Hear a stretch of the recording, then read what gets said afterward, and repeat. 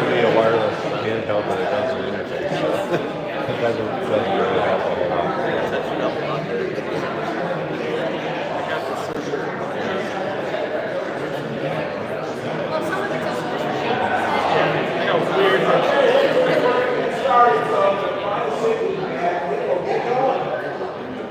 Wow, what a great day. Man, this is a good day.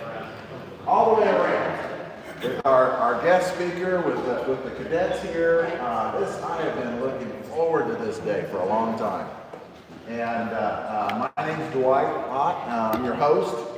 This is my hangar, and I do this every third Saturday. We have hangar tosses, and we get together. We just like to talk about flying and about safe flying. So that's what we do. There just some simple instructions. There is a bathroom in there. If anybody needs to go to the restroom, there's one right in there. Feel free to go at any time. Couple announcements. There's a fly-in and cruise-in that we have here every year. It's over Labor Day weekend. It's on Saturday before Labor Day, and it is a big event. There's pancake breakfast, all kinds of airplanes that fly in, all kinds of cars, motorcycles. It's a big event. And our organizer, Ray Johnson's right over here. Tell us about the big airplane coming in this year, the special airplane. Well, this year will be, it's called Beach City Baby. It's a C-53, and it'll be down here. We're going to have a World War II display. We're going to have old Jeeps and half tracks and all that. And these guys are going to stay all night on Friday night. And if you get out here early enough, you'll see them crawling out of their tents and all that. Yeah. A C-53 is like a C-47, but a C-47 was built for the military. A C-53 was a DC-3. And when they ran out of C-47s, they took DC-3s and made them military. So this is a frame-up restoration, and you can walk through it. So Cool. Where's it coming out of? it's coming out of Pennsylvania. Okay. Pennsylvania, just over the line from Cleveland. So, Perfect. okay. Thank you. And then next month, in July, the third Saturday, we've got Colonel Pete Keelan coming and to speak to you guys. He's a former retired. He flew A-10s, the Warthogs, and F-4s. So he's going to come and speak to the cadets and all of us next week. So I'm looking forward to that. Let's see. I think that's it on the announcements. And we're going to get right to our speaker. I didn't have an official introduction letter or any special speech, but Dan Gryder is well known on YouTube and the internet, and for his instructions, the Gold Seal CFI, and we are excited to have him teach us a little bit about safety and different things around the airport. So, Dan, come on up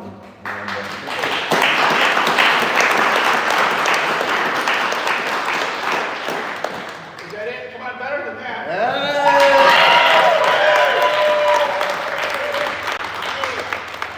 Came all this way. I mean, I got to show some energy here. So, my appreciation for Dwight, who not only allowed us to use this hangar here today, but he said that I could move in and base here. I am liking this. You guys on the internet can't see the T-28 in back, but Dwight Ott has courteously allowed us to show up here and drink coffee. And look at this hangar floor. You could eat off of this floor.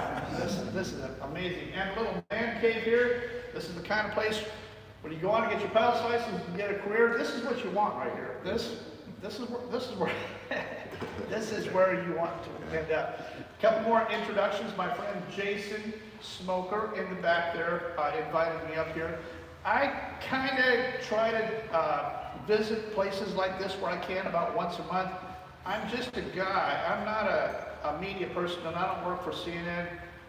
I started a YouTube channel a couple years ago. You guys do anything on YouTube or watch YouTube? So I'm not even really a YouTube person. It's all been completely amateur and trial and error. But my point was, why don't we take some of this information that's out there and learn from it and get the information out there faster?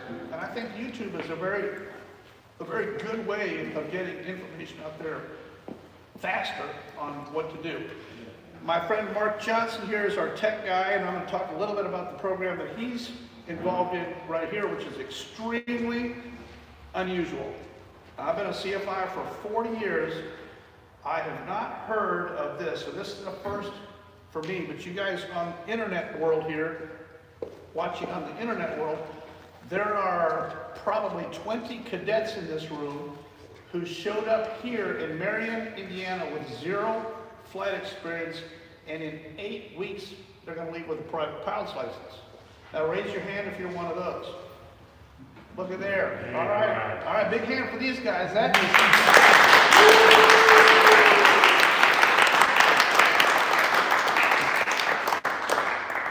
is awesome. When he said they're here for 8 weeks, I thought, they're going to play with airplanes. A couple will probably get to solo, fine, whatever. They're cranking out 20 private pilot's licenses in 8 weeks, and that is a job.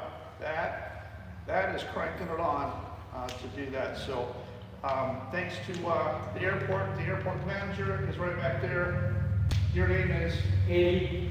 Andy has hosted this thing, opened the airport up to allow you kids to come in. Now I think you kids are what, juniors, about to be seniors in high school, is that about right? Yeah, there you go, okay. Real quick, stand up and introduce yourself. I want to know what your first name is and what state you're from, real quick. Let's just start right here, go ahead. I'm Mac, I'm from South Carolina. Okay. I'm Avery, I'm also from South Carolina. South Carolina, good. I'm Mason, I'm also from South Carolina. What? Oh, wow. Donovan, also from South Carolina. Okay, I see what's going on Yeah. here. Okay, go ahead. I'm Olivia, I'm from Hawaii. Ah, cool. I speak Hawaiian. I'm Carrie, I'm from Texas. All right, thank you. I'm Ethan, I'm from North Carolina. All right, I'm Kanoa, I'm from Hawaii. all right. I'm Nathan, I'm from California. I'm Isela, I'm from Illinois. Trent, also from Illinois. All right, I'm Bea, I'm from South Carolina. South Carolina. I'm Maria, I'm from Utah. I'm Gwen, I'm from South Carolina. All right. I'm Caroline, I'm from Colorado. I'm Kira, I'm from South Carolina. I'm Lauren, I'm from Texas. I'm Brooke, I'm from Arizona. How come you're not over here with these guys?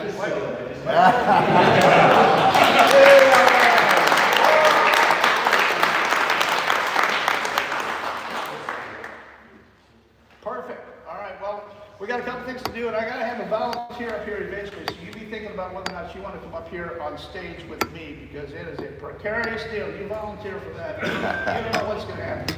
I got a banjo, and I'm not afraid to use it, but I'll leave the banjo. You can become seriously killed with that banjo. And I also got this guitar here. I do these little things. I promise we're not going to be here very long, but my point is for us all to learn something. It's not just you. There's some people on the internet. There's some other kids. There's some other flight students. You might be able to pick something up off of this adventure here that we're doing today. So let me ask you this. What's my objective? Why am I here? People say. Decrease favors. You're close. Keep them safe. Keep people alive. It's the Bee Gees song from Staying a long time alive. ago, and it goes like this.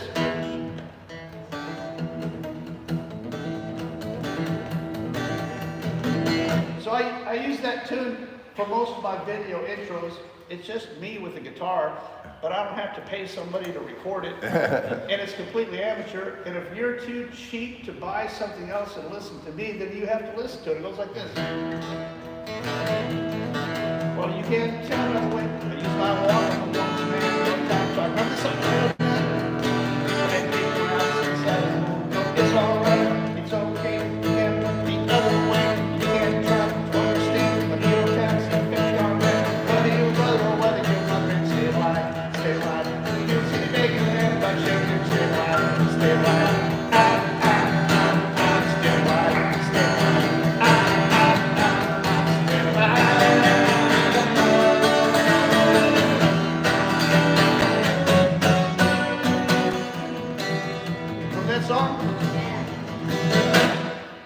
So music, I mean, we're all people. We all drink coffee. We like to listen to the radio. We like to watch YouTube, but we like to fly airplanes too. Staying alive becomes right up there at the top of the list. Yeah, it does. What's the difference between flying airplanes and being a good bowler? Well, you can't get seriously killed as a bowler, okay? The worst that's going to happen is the ball is going to do something and you're going to become embarrassed. Airplanes, these things will kill you, dead, and we can't get you back. We have lost 3 airplanes in the last 5 days. Training, student with CFI. One of them was yesterday in North Carolina, Siler City, North Carolina, flying a little Cherokee. Day VFR, just like today. This accident isn't even 24 hours old, but there is a CFI and a student that aren't coming home. What did they do? Well, a little early to tell yet, but I can almost promise you if it was a Cherokee 140 and they were in the traffic pattern below 1,000 feet and the airplane ended up vertical, the impact was like this. What do you think it was? Stall spin. They lost track of their speed. Your speed awareness is critical. It's absolutely critical. You're going to learn about flying, especially some of you cadets that are here. You're going to learn about flying. There's all kinds of things that you have to do to multitask, and you have to develop a set of muscle memory. Anybody ever heard that term, muscle memory? So I need a volunteer here. So who wants to volunteer? Who wants to volunteer? All right, I'll pick the girl with the pink shirt right here. She just volunteered. Thank you.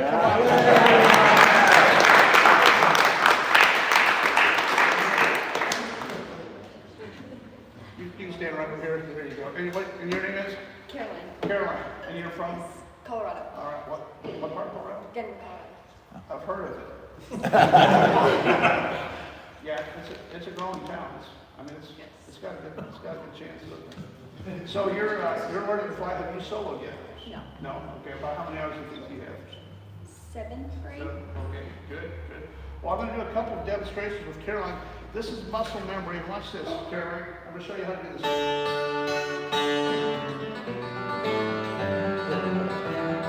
See how I do this? I'm talking to you at the same time, right? Because my fingers are in muscle memory.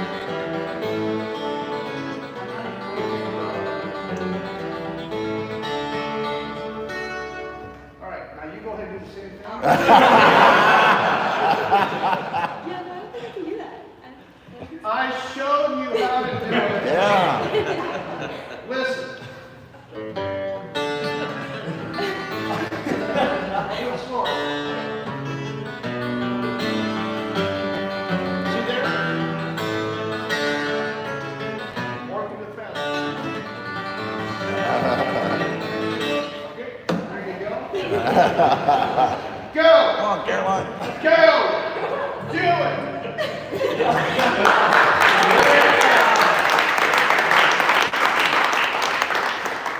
So sometimes in an airplane, it's not a matter of how loud the instructor yells at you. Do it! Do it! Well, she hasn't done it before. What does she need? Practice, instruction, rehearsal. Do you think Caroline could eventually do this? I don't know. So far, I don't know. No, she could. She definitely could. Now we're going to do another demonstration with Caroline here with the guitar. Ha! There you go. Did you see her eyes? What did her eyes do? Yeah, did you see that? You know why she did that? She's a human being. What's a human being reaction to an event that occurs that she was not expecting? Well, your body's going to move. Sometimes your hands flinch. It's like driving a car and you come across something and you go, ah! and you slam on the brakes, or you turn the wheel the wrong way. Those are reactions. Now watch this. I'm going to do the same thing with Caroline again. I often do this to people. I'm going to do the same thing again, Caroline, but I'm going to give you the heads up. I'm about to do it, okay? I'm going to try to scare you. I want you to look at the back wall, keep your eyes straight ahead, and I want you to not flinch, okay? You ready? Here it comes. See the difference? Tell me you're ready for it. Tell me you're ready for it. There's the difference. In your flight training, there's going to be things that happen to you. They're not normal. They're things that, bam, you're either on fire, or your engine quit, or you heard a noise, or you hit a bird, or you lost oil pressure. Those things are going to happen to you. So we have to be rehearsed for those. All right, big hand for Caroline.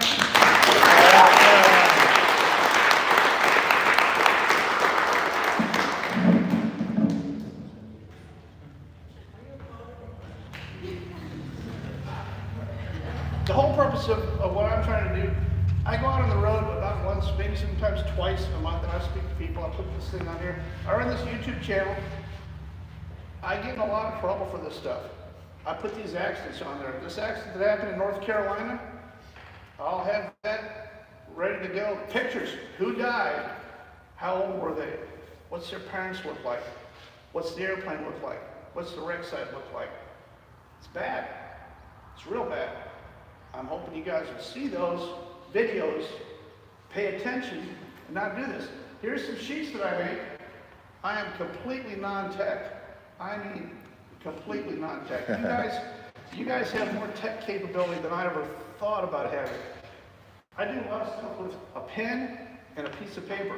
This is Microsoft Word, and that's an advancement for me. I am up to Microsoft Word, but I keep these sheets. I keep track of general aviation fatal accidents as they occur in real time. So here's my data for January, and I talk about these. I do this weekly Sunday night show where I talk about the accidents, what's happened in the last couple days. Here's January.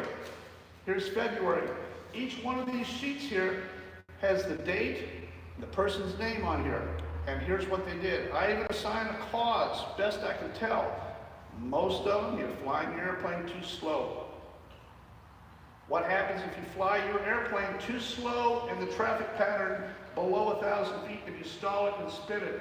Will your spin training, stall recovery, education, will it help you below 1,000? No. You don't have enough room. What can you do when you're in the traffic pattern? You know, the downwind about to turn base. What can you do instead of relying on that spin endorsement that you have in your pocket? What could you do better? Don't get in it. Yeah. Don't go there. So each one of these sheets here, March, April, May, on this sheet here, I've got the 4 airplanes listed in the month of April and May. We have 4 in-flight breakups. People flew their airplanes into thunderstorms and the wings came off. Now let me tell you about airplanes. They are tiny little aluminum contraptions. They're very lightweight. They're mostly made out of used beer cans. They will not stay together in that kind of weather. You fly into a level 5 and it's going to pull you apart, and it's not a good ride. We did 4 of them in the last 60 days. Wings came off in flight. You can overstress an airplane. Don't stress your airplane. Your aeronautical decision making on when to fly, what days to fly, should I go flying? There's weather between here and there, or should I go around it? Should I go a long ways around it? That's May. Here we're at in the month of June, right here, and so far, as of yesterday, we've had 9 of them just in June.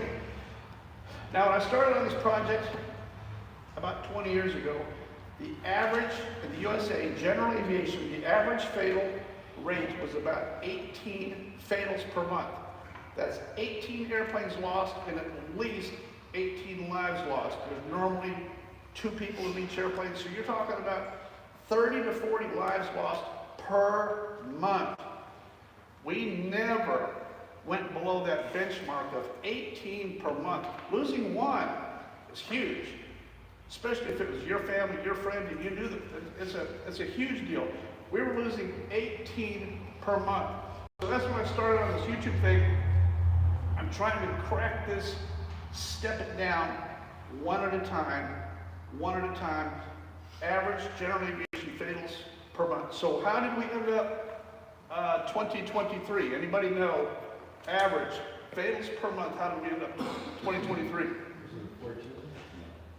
Just barely 14 per month. It has been stair-stepping down. It's not me. I'm not trying to claim credit for it. I'm saying that the internet, ForeFlight, better weather, better training, it's Instagram.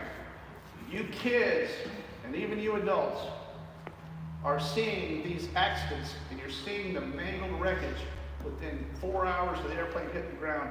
Used to be, we never saw it. Never saw it. NTSB takes that information, they want to hoard it and they hide it. Their idea is to do a thorough investigation. It takes 3 years, they'll produce a docket, but you don't get to see the docket for 3 years. Well, by that time we forgot about it. Now, we have FlightAware, we have ADSB Exchange, we have Live ATC. Most of the time, I can pull the ADSB data, drop it into a KML file, drop it into Google Earth, and put it with the Live ATC so you can see exactly what the guy did. Here's his path, and here's how he went in. Is that me speculating? Well, kind of is, but here's what he did, and here's what he said, and here's what his last words were, so you make what you want to out of it. I think the overall effect of internet, YouTube, Facebook, Instagram, it's not just me. There's lots of other people talking about aviation accidents, trying to get that education out there for you so that you can prevent, so that you can stay alive. That's the whole purpose of everything I'm doing. All my stuff that I'm doing on YouTube, it's not a monetization thing. I don't sell advertising. I don't participate in any sponsorship or advertising or anything like that. I'm trying to produce these videos that people will watch and help them try to stay alive. Even my on-screen graphics, you guys know what on-screen graphics are? Well, here's mine. If you're a student and you go out to fly, I would encourage you to pick one of these. Sometimes, pick none. We got these guys that go out and they fly at night in the clouds in areas of terrain in icing conditions, and then they wonder up why did they end up dead? Well, they did all 4 of them. I have a kid here, some places in the back. We flew up in his Cherokee 140 today. He's got a limitation. You're not doing any of those. You're not flying at night, IFC, terrain, or ice. Now, there is some night flying that we have to do in furtherance of a certificate or rating, which is fine. We choose to alter our flight schedule. Last night, what time did we touch down right here in Marion County? Just before sunset. Yeah. I'm not gonna land in here at night. Where will I be tonight? I'll be on the ground at home when the sun goes down. I'm not flying a single engine airplane tonight. I choose not to. Not that it can't be done, but you gotta keep in mind if you're flying at night over terrain and you lose an engine, probably won't work for you. Why is that? It's because you can't see where you're going. You just can't see where you're going. Make better decisions. There's been lots of times where I've had to stop. I keep this device in my pocket. You guys should get one of these things. I keep this device. This is probably the best device you have ever seen here. I pull this out and go to the hotel. I ain't going. I'm sorry. I'm going to eat dinner, and I'm going to get some food and a place to stay. I'll do this trip tomorrow. Now, here's the other thing I want to tell you. You guys, especially you cadets, this is very interesting having you cadets here. I can tell you what's going to happen to you. You're going to have an abnormal. All your flight training that you're doing right now is all normal. Think about this. You go out and you do a steep turn, your instructor says, we'd like you to do a steep turn. Okay, fine. You know what a steep turn is? There's nothing violent. He wants you to do an S-turn across a road. Okay, fine. We want you to go up to 4,000 feet and practice a stall. You get the stall horn, you recover. Okay, fine. Was there ever an element of surprise in any of that? Would Caroline's eyes have ever gone like that in that flight training environment? No. No. It's totally brief. You're totally ready for all of it. AQP is what I'm going to tell you about next. It's the whole reason I'm here. I flew corporate, I flew jets, I flew turboprops. I ended up at Delta. I was a Delta Airlines captain.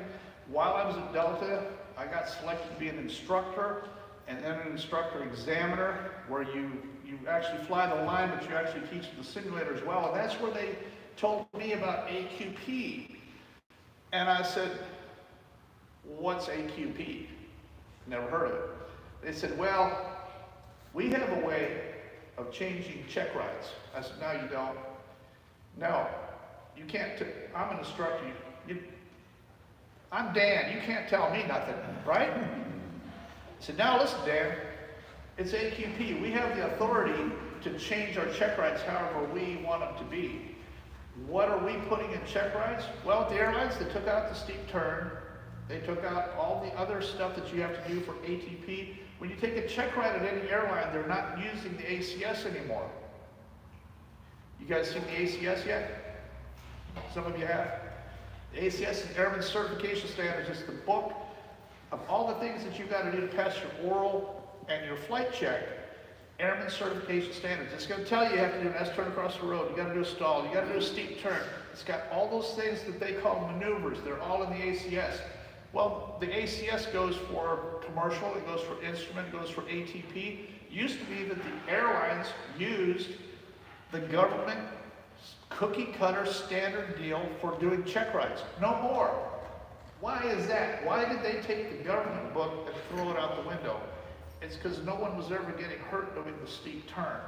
They had specific scenarios that were happening to pilots while they're flying. For example, you could be flying along in your 737 going into Denver at night and have a B system hydraulic failure in conjunction with a failed NAV2 on the co-pilot side, which caused this person to do this. They selected flaps, but flaps didn't come full down. They didn't know it. Their speed was higher than what they thought, and they landed long and they went off the end of the run. That's the scenario that happened. Is that in the ACS? No.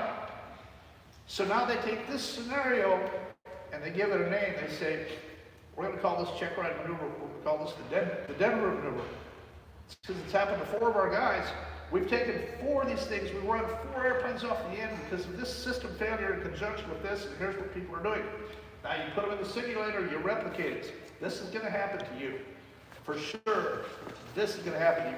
Each one of these specific scenarios becomes a check ride maneuver. That's AQP. They have the authority to change their check ride based on scenarios. Does that make sense? You see where I'm going with that?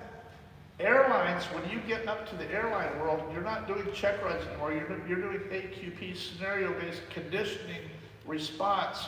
What's your response to the scenario that they gave you? They're going to give you a surprise.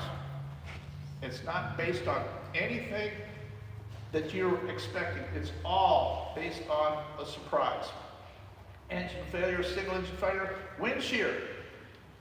Where is your wind shear on takeoff for the private pilot in the ACS? When are they ever going to teach you about wind shear on takeoff? Well, they're not. It's not even in the book. It's not even an honorable mention. Could it happen to you in your 172? Yeah. They don't even tell you about wind shear on takeoff. It's not even in there. At the airlines, it's a check ride maneuver. Every airline out there has wind shear on takeoff. At 2 different levels, they've got wind shear on approach. Why? Because we've lost a lot of airplanes. Wind shear has taken airlines down. We want you to know what the signs are, when it's about to happen. We want you to know the standard recovery technique, what to do about it, how to fly the airplane, where to put the nose when you encounter wind shear, because it's going to happen to you. AQP is things that are going to happen to you, without a doubt. That gets back to our objective. What's our objective? Hey, she can sing. Maybe we should form a band and go on the road. Yeah, the objective is staying alive. That's all we want to do here. What's our odds of increasing our chances of staying alive based on being ready for what's about to bite us? Huge, huge. The airlines recognize that. They put a tremendous amount of effort into trying to figure out what's about to happen to you so that you could. Now, here's the million-dollar question. Is it possible for you low-life knuckleheads in this room? You're low-life knuckleheads. What? You're just GA people. You're not even airline people. You're not military. You're just common folks, right? Is it possible for you to use this concept for you to stay alive? Well, yeah. All the things that can happen to you in GA, the last 3 airplanes, students with CFI that are dead, that's a scenario that happened to them. What was that scenario? What did they die of? They died of loss of speed awareness, is what they died of. They lost track of speed in the traffic pattern. How important is speed? Mr. Dwight will tell you in the T-28 how important speed is. This T-28 will stall like that. Yes, it will. You load that thing up in a bank, gear up, flaps up, and pull, that thing's gonna wrap. And it's over. And I'll be doing a video on Dwight. Don't let your airplane fly slow. Now here's the other concept I'm gonna tell you about. The airlines came up with this thing called minimum maneuvering speed. You have to remember that all the airlines, when's the last time you ever heard of an airliner stalling and spinning in the traffic pattern? No, they don't do that. You know why? It's because each speed and each configuration for every airline, I don't care if it's an Airbus or a Boeing 73, I flew the 777, I flew the MD-88, I flew the 75, the 76, each one of them told you either electronically or via a speed book, what's your min maneuvering speed. You're limited to 30 degrees bank. Any airliner, you'll never see an airliner more than 30 degrees bank. Never, under any circumstances. 30 is the max. The speed, the min speed that you can fly is always clearly enunciated. My question to you is, what is that speed relative to the actual stall speed of the jet? Would it be higher or lower? Way higher. Yeah. Way higher. Your min maneuvering speed becomes, we're not touching this, which still leaves us a huge 30% buffer. Now, what do you guys got in your tiny little cheesy 172s out here? What do you got for min speed markings in your airplane? Nothing. You got nothing. You know what you have? You got the bottom of the green and the bottom of the white, right? That's all you got. You know what bottom of the green is? Well, that's the point where it actually stalls. Yeah, bottom of the green, that's where you're gonna die. Get it close to the bottom of the green. That is the power off clean stalling speed in your 172. Bottom of the white, that's your power off full flap stalling speed.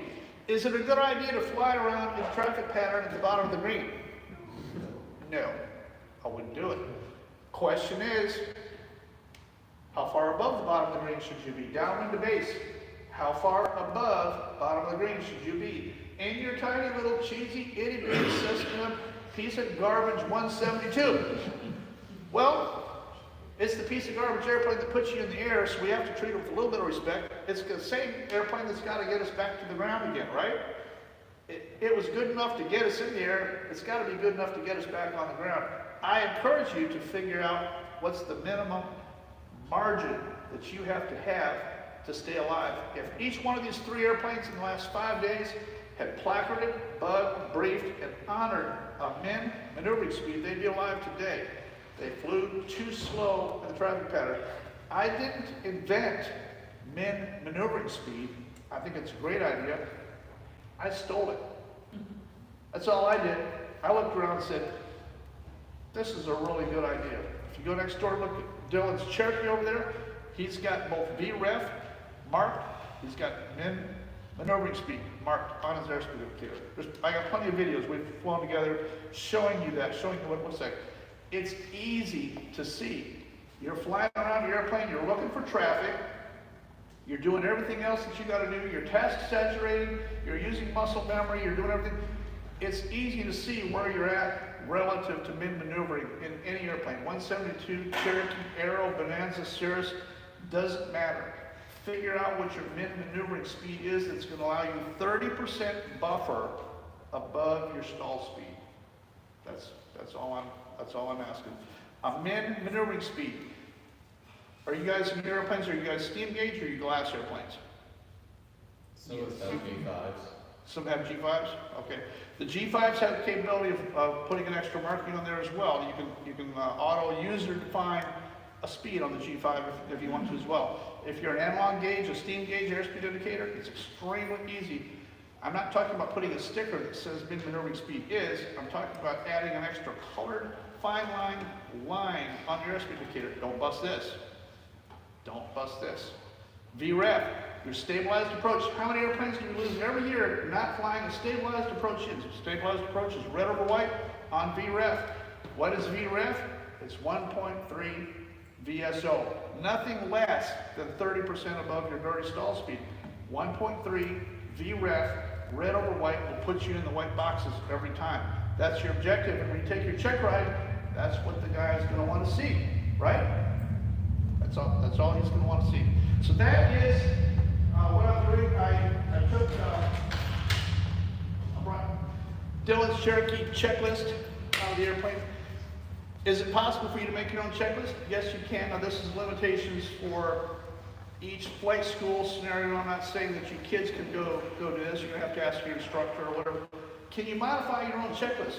Well, yes, you can. Or can you modify the way you're doing things to help bulletproof yourself? Yes, you can. I would use every technique and trick in the book to do this. I want to show you on this thing here.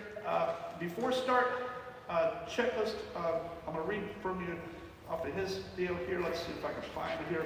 There you go. This is on his before start checklist. Right here, check this out. It says pre-flight inspection complete, flaps set, seats, belts adjusted, electrical avionics off, taxi diagram check. He's checked his diagram. Taxi plan, he's got a taxi plan. Low top plan. Now this is before the engine's even running. What is a low top? That's loss of thrust on takeoff. He's in his airplane getting ready to leave Marion County. He's already thinking, I'm going to have a loss of thrust on takeoff. What's my plan? Push. Where am I going? Straight ahead, a little left, a little right? Is there a field off of either end? He wants to pick up his phone. I've watched him do it 50 times wherever we're at. He picks up his phone. I'm parking this way, off of this runway. I see a little postage stamp of open field over here. When I lose an engine, I'm going right here. He's already thought about it. There's going to be no surprise.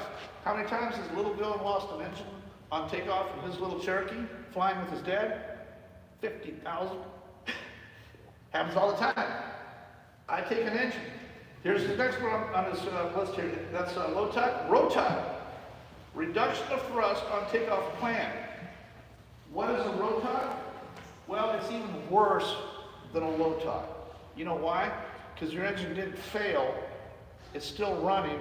It causes you to think that things might still possibly be okay, and they're not. It causes you to think that you've got enough thrust, enough propeller to get your airplane turned around and make it back to the airport.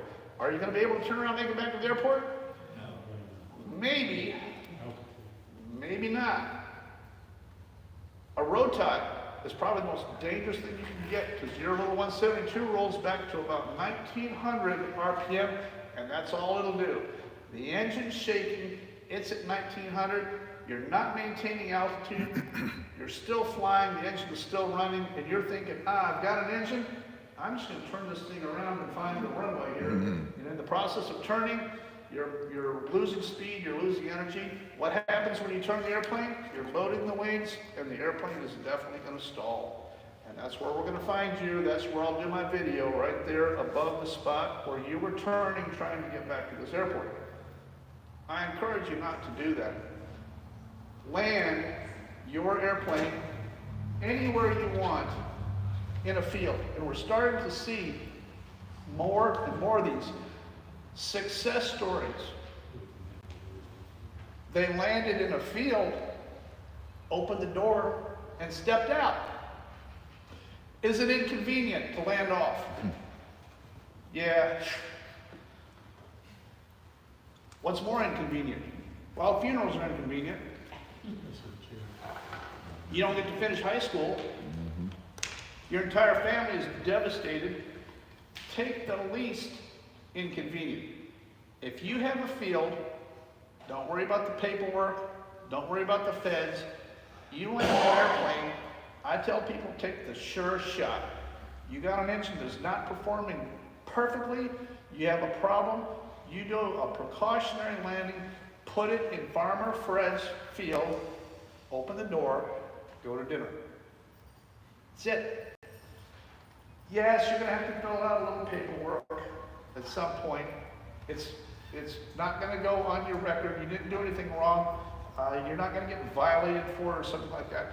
Take the sure shot. People are afraid of taking the precautionary landing and landing off. We had a guy in California 3 days ago, landed in the cornfield, flipped it over upside down, he's fine. I talked to his wife yesterday. She said everything's perfect. He crawled out, picked up his phone, called his wife, said, yeah, lost oil pressure in flight. His approach path to the cornfield, you'll see it on my Sunday night video because I've talked to the family and I've got all the pictures. What did his approach path to the cornfield look like? Beautiful. The corn started becoming disturbed here. You could see the path at the top of this corn. His path was like this, and he finally set it down in the corner. It stopped, it dug in, and it flipped over. No big deal. That's the path that you need to have. If your path to the cornfield is like this, we can't fix that. Flat, I don't care what the field is or how unimproved it is. Don't try to land on a highway. Don't try to land on a road. Why? There's jagged things sticking up out there. Take anything open that you got and land it anywhere you can. So that's checklist. Being prepared. Have your instructor give you loss of thrust on takeoff. Simulate them. You would be surprised how many times I give these to people. I do these AQP flight reviews. I pulled the power on takeoff. What do? They pull back on the yoke. Yeah. You're already a VX climb, and I chop your power, and you pull back. You're going to be into the stall just like that. Be able to go up above the airport. How many people have I given an AQP flight review to and go up above the airport at 3,000 feet, and I chop their power, land on the runway, anywhere you want, any direction. You maneuver however you want to land. You're directly above the airport. Be able to land on the airport. How many can do it? Very few. Very few can do that. Be really good at power off landings, energy management, being able to maneuver your airplane less than 30-degree bank. From high above the airport, you should be able to circle, glide, maintain control of your airplane, and stick it someplace on the airport. I really don't care where. The objective is on the wheels where you can still open the door and step out. That will keep you from being on my list. Now I've got a few spaces left for the month of June. Oh, no. So anybody that would like to pre-arrange with me, if you're thinking about not flying fast enough or doing something stupid in your airplane, I can go ahead and put you on here in advance. I'm trying to get these down as well as I can. Here's an interesting statistic, and then I'm going to quit and leave you guys alone here. 2023, a year ago right now, year to date, today is June 15th, 2023, how many fatals have we had in general aviation 1 year ago right now, from January 1 up through June 15th? How many fatals have we had in America? Now, last year, keep in mind, was the best year we've ever had, ever. We had 76, and last year was a good year. This year, as of today, including North Carolina from yesterday, what number are we at? 40. We're at 53.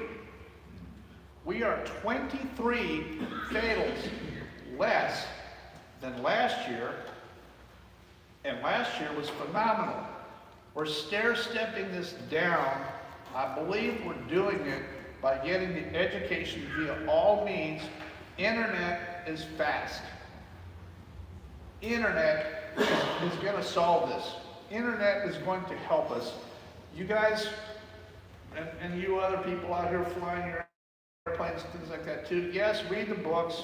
I'm not much of a fan of some of this paper books. I've never been good at studying. Third grade was my senior year. I'm not that bright. The whole thing, but I can watch YouTube, and I learn a lot from YouTube. I can repair a washing machine by watching YouTube. You pull it out, and they tell you, pull this panel off, and here's what to do. It's the same thing with flying. Use YouTube for your education where you can to get other good ideas off of people on how to stay alive. That's all I've got for information. I've got one more donut left over there that they said was fat-free, so I'm going to make sure I get that. I try to work out and keep my... You guys think I have a great physique? No, I did. I worked out back in 1989. Did the whole thing. I did a complete workout. I mean, the weights and everything. And I thought maybe since I did the complete workout back in 1989 and I was at perfection, doing any more workouts now would probably actually bring me down. And so I've been trying to avoid working out and going to the gym anymore. I mean, once you achieve this level of physique right here, I got it going on. Any runners in here? Runners? Of course. Of course, the Colorado. We do like Colorado. Now, we're skiers. Do you ski any? Yeah. Are you a boarder or a skier? A ski. Skier, okay, good. You haven't gone over to the dark side. Yeah, right. Colorado is a fantastic state. Actually, all of America, you guys with airplanes, what you're going to get to see, well, come to think of it, the whole world. There's some places in this world that just knock your socks off. And as a pilot, you'll get to see them. I'm talking about South Africa. I'm talking about Europe, Australia. There's some places that you wouldn't even think of. Bombay, India. Crazy. I've been to all those places. Everything in America, the desert Southwest, the Pacific Northwest, upper New England, even Michigan. Michigan in the summertime. Have you guys been to Michigan? Yeah, beautiful. There's some places in Michigan. Indiana, it's kind of flat. You don't have a lot down here, but I mean, you got plenty of food and the roads are straight. So I mean, you got that going for you here in Indiana. But some really, really cool places in America that you are going to get to see. As a pilot, as long as you stay alive, you absolutely got to stay alive. I'm going to get out of here and get back on the road. Any questions or anything I can do for you? Anything that I've said that, yes? You have an opportunity here to speak specifically to some young people. There was an accident in Bowling Green, Kentucky about a year ago where a very young CFI with his very young co-pilot were kind of down flying in some weather. And there was an incident where the CFI was filming himself and talking really bad about his student. Just staying humble as we learn and staying aware of our surroundings. I think it would be great for these kids to hear more about listening and taking in and also advocating for themselves. Hey, Yeah. if you're not comfortable in a situation, you say no, because sometimes at this age, these young students sometimes are afraid to say no. It's okay to say no. Perfect point. And what she's talking about is the accident from Bowling Green. Very young CFI with a very young student. They were flying at night. They took the wings off the airplane in flight, flying through weather. That was another one a year ago.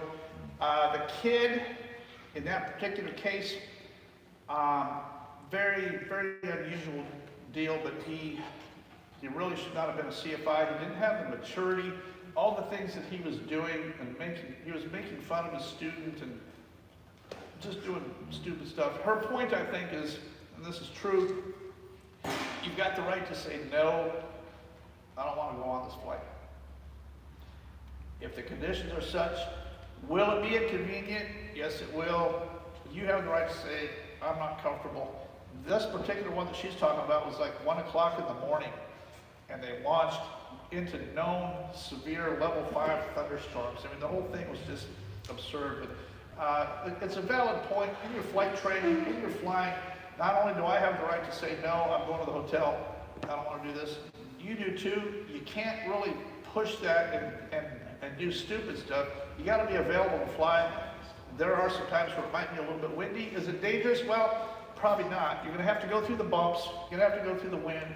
But when it comes down to being crazy stupid, you've got the right to say, no, we don't want to do that. That's, I'm sorry I'm not boarding the airplane. And you have the absolute right to do that. Good point. Anybody else? Yes? I'll just add to that, you have the right to say no once you get in the aircraft and in the air too. So I don't know if like it's something you can talk about in the flight brief, like knock it off, or I don't feel comfortable, I want to turn back. Not just before you get in the plane, but also in the air. Yes. Along the same lines, she's talking about while you're flying and what you're about to do. The words knock it off is a military air show deal. Whenever you hear the words knock it off, that means, all right, whatever we were about to do, everybody stand down, go wings level, stand by. We got something unusual going on. I've only heard it used twice in my career. 6 years ago, I have a DC-3. I was flying the DC-3 at the PDK air show.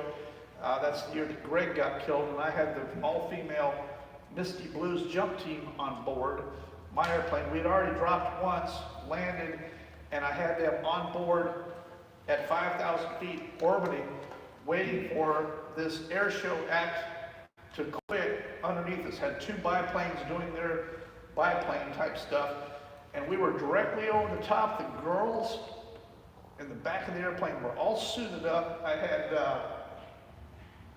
trying to think, I had Drew, I had my other son with me flying the airplane. I'm talking to the air boss on the ground, and all of a sudden I hear, knock it off, knock it off, knock it off. And I'm looking down, I could see one of the airplanes still flying. I was like, what's going on? So I sent Drew to the back of the airplane. I said, go to the back, tell the girls to come all the way up to the front of the airplane, take your gear off and have a seat. Why?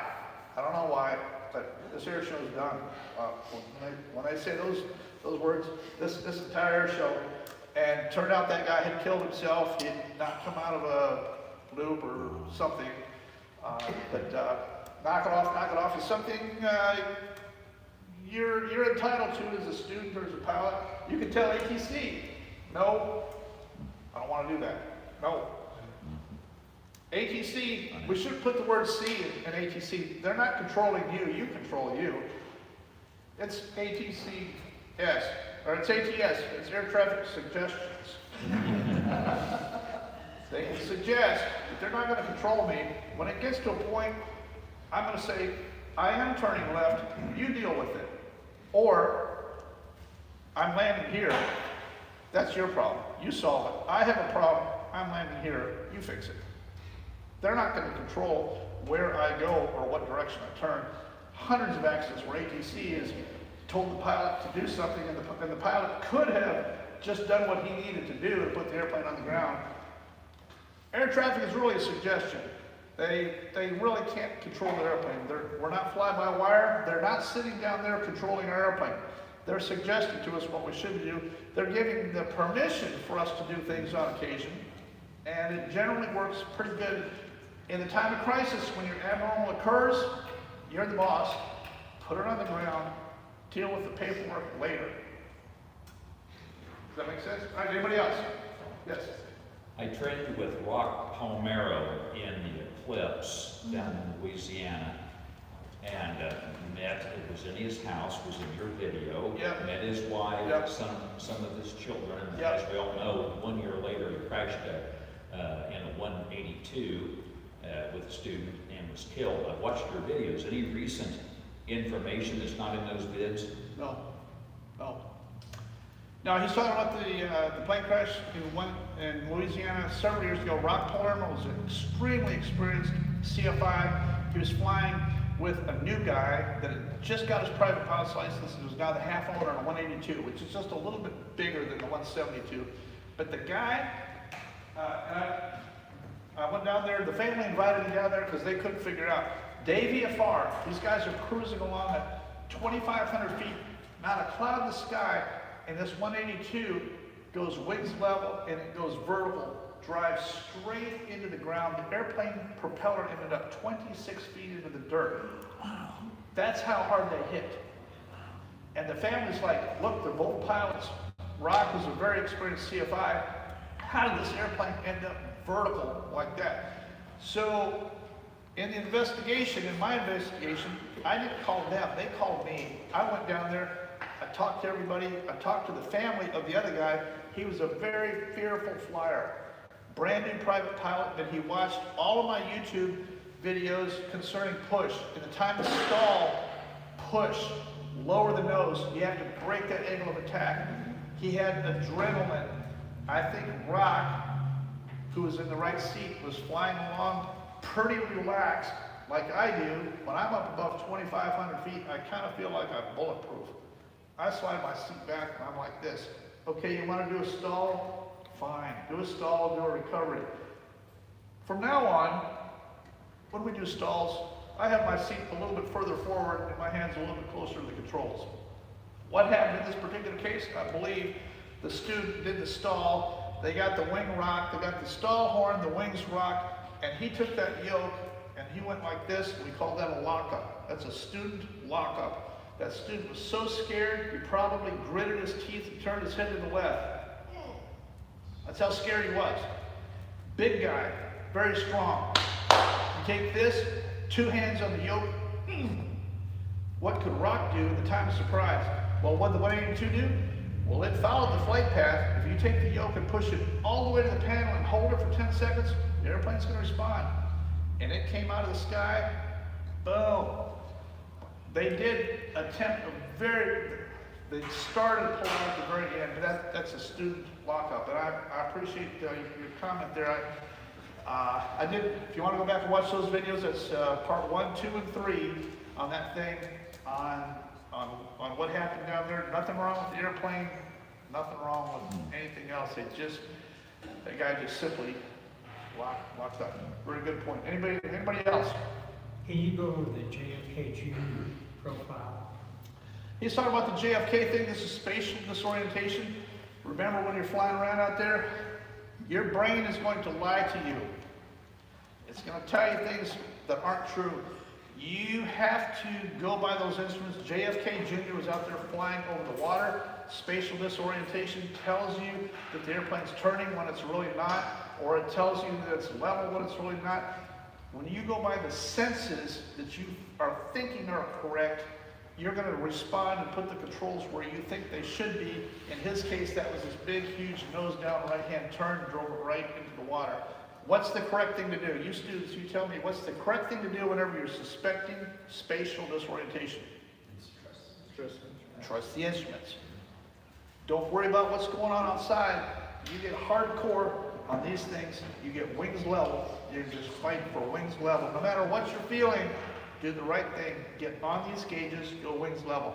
You students here, you probably won't see very much of this kind of thing. You're in Indiana, you're over cornfields, you have plenty of terrain, you're all visual for this, but at some point in your career, you're going to experience spatial disorientation. I can tell you, it is disconcerting. It is the wildest thing. You will swear that those instruments are wrong. I don't know if you saw that video of the very young man that died in Florida that flew his Cherokee into the clouds. I made that video called, I can't think what I called that video. He ended up in the cloud, spatial disorientation. His last words were, "Tell my parents I love them." He was that screwed up. There was nothing wrong with his instruments. If he had gone wings level and stayed, he could have lived. He was trying to keep the airplane wings level by his feeling, and it did not work out. Can't work out. Good point. Anybody else? While you were talking, I couldn't help but think of help add to the story. So we have a room full of aviators, go on to the stories. One of the experiences I got here recently is I'm lucky enough to work on some citation decks, and we're putting in a system called enhanced vision. So every airplane has its limits, but technology and the evolution, everybody's trying to get to the next best thing. The limits change. So this enhanced vision allows you to change your minimums. So as a pilot, it's important to maintain the speed of the technology and keep your limits, what your personal limits are, as technology, airplanes are faster, better, and it's always evolving. It never changes. It just keeps going and going and going to keep up with that level and know where you're limit is. Lots of technology available. You guys have, all you guys got cell phones? Of course. How many of you got iPads? Oh, you got iPads too? Okay. Yeah, technology is really wonderful. We're going to quit here just a second. Before I do, I'm going to introduce Dylan. Dylan, come on up here. This is my son, Dylan. He soloed his Cherokee, which is in the next hangar over. He soloed his Cherokee on July 15th of last year. Right here. There you go. There you go. Today he has 500. Ooh, good catch. He's also very good with reflexes.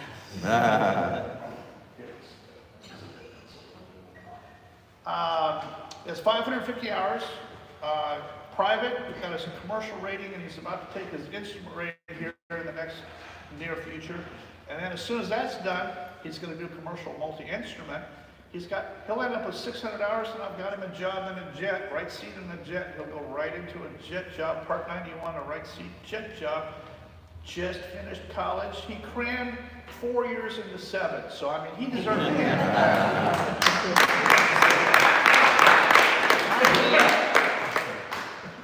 But he had a good time. I mean, did you have a good time? Great time. So he just did graduation this spring. Now he's going to take his instrument, then he'll do commercial multi-instrument. It's the same path you guys can do. This isn't a 50-year deal. I can build a pilot in about a year or something like that. It helps if you have an airplane to do a little bit of time building it, but he'll end up at about 600 hours, 650 with the commercial multi-instrument. He'll be plenty qualified to go sit in right seat in some business jets, and he'll be on his way. His older brother, college degree, and is now flying 747s. He's 24. Drew is 27. I built both of them, but they both started at the same place. They were in the same seat that you're in right now. The exact same seat that you're in right now, you kids.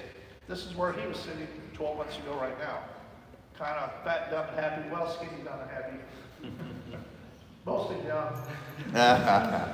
Now, Dylan's never, he's like me, he's never been accused of being bright in any way.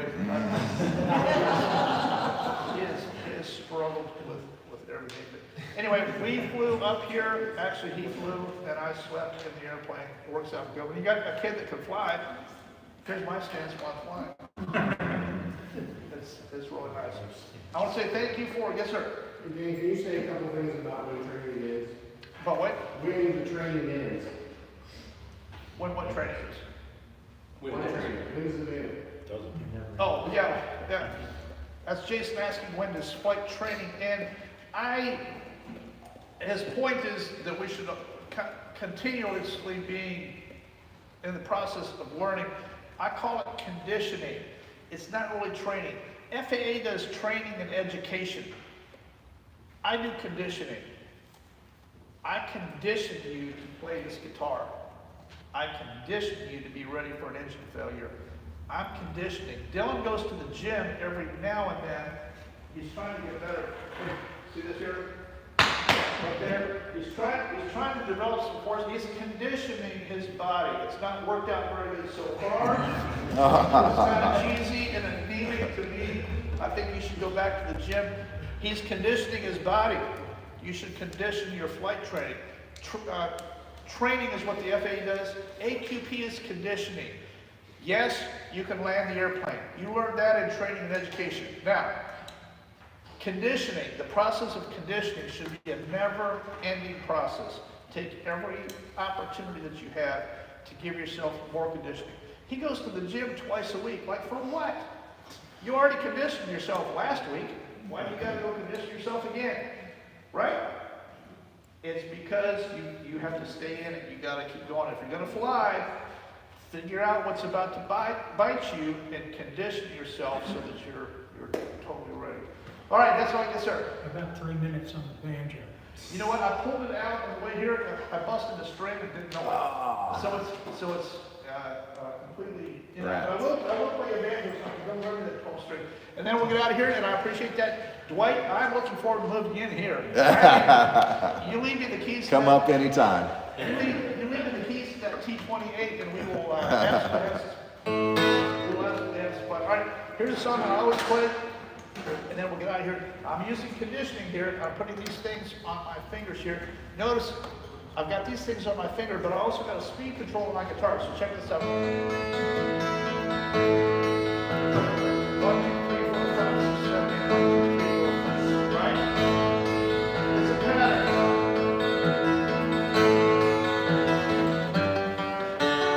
1, 2, 3, 4, 5, 6, 7, 8. Now I'm going to take the speed control and turn it up a little bit. It's right here.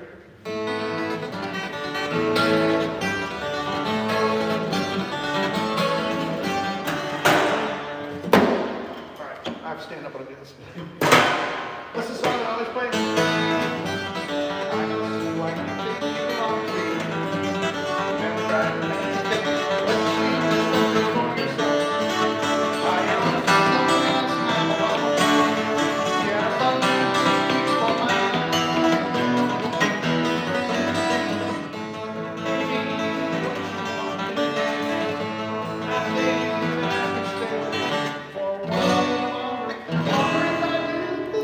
see what my fingers are doing? It's a pattern. I'm not that bright.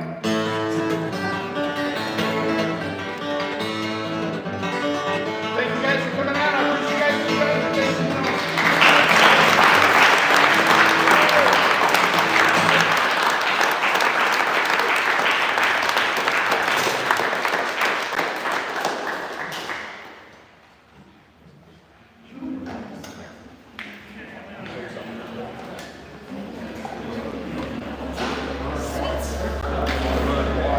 Where's that cornfield when I Lake Midway? I know. There is no cornfield. Get it? Yeah, good. Hey, which of Matt Schmidt's students should I take over? You know who that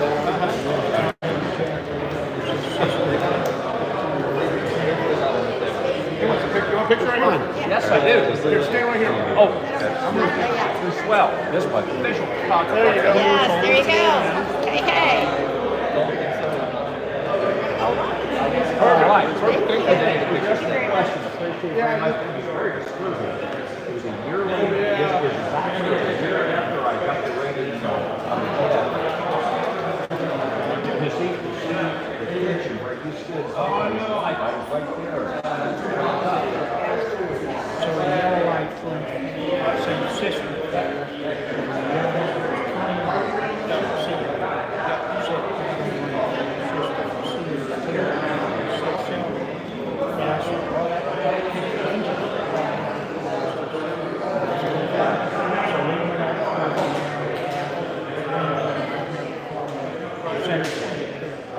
Came back down.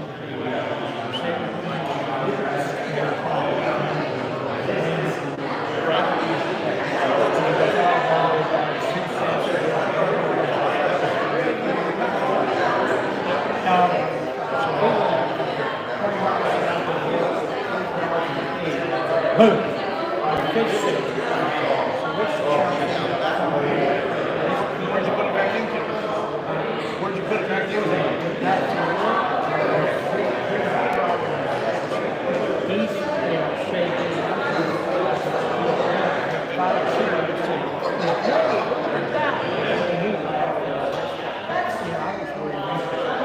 So anyway, so we're trying to come up, I had to take my life, but also while we're doing it, and we told me we had him straight in on one run. He didn't like it.